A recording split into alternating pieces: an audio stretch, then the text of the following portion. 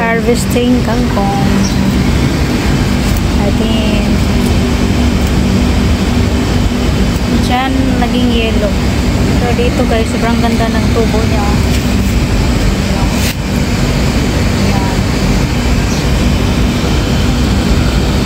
Itong bulaklak ko, sobrang taba pero wala pang bulaklak.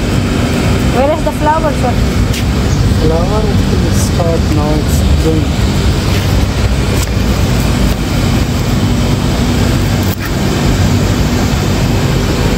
Nilagay si sir ng kulay ng loob.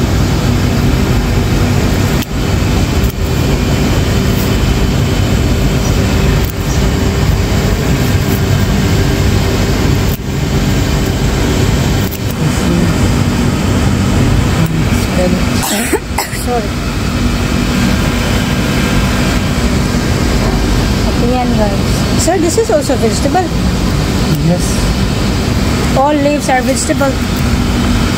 Yeah, this is before as I told it's Wild spinach. Okay. Yung atsal namin guys, ano nangyari? Maraming bulaklak pero walang bunga.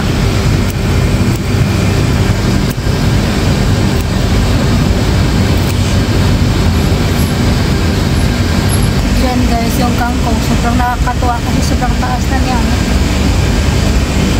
Atsal. Walang bunga. Yung mga ampalaya, maraming bunga pero parang hindi na season guys. Nalaglag na sila. So right? I think this is not the season of ampalaya. Yeah, that's why it's not. Look, this ampalaya. Very cute. Yan guys, tingnan nyo yung ampalaya. Sobrang liit. Oo, may pusa pala dyan nakatulog. Oh. Ayun pa gumising. Huh? Could it be that? Huh? Could it be that? Ito guys, sobrang taba.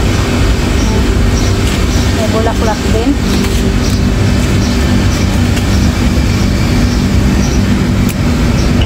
Wow. Kapag may itatanim, may anihin talaga guys. Tingnan nyo yan. Libre. Oh sir! Chili. Okay, khalas now.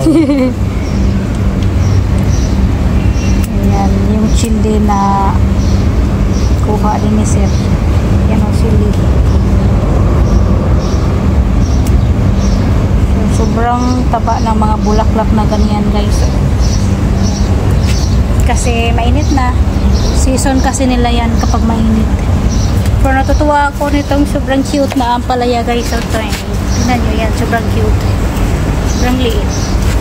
As in, sobrang liit yan. Tingnan nyo guys. Ganyan na siya ganito. O, diba? Sobrang liit. Nag-iisang bunga. Dancer? So, yan yung gulay namin. O, diba? Kapag may itatanim, may anihin. Diba marami? Kapag sa Pilipinas to, merong isda, merong karne, pwede na. Diba? Yan. Sobrang taba. Aloe vera guys, sobrang taba. Yan. Wala na. Upaw na. Para nang amo po upaw.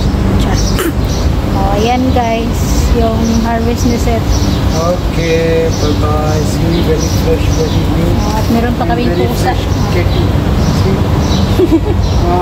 Very tamad na pusa yan guys. So yan lang guys. Thank you for watching. Bye-bye.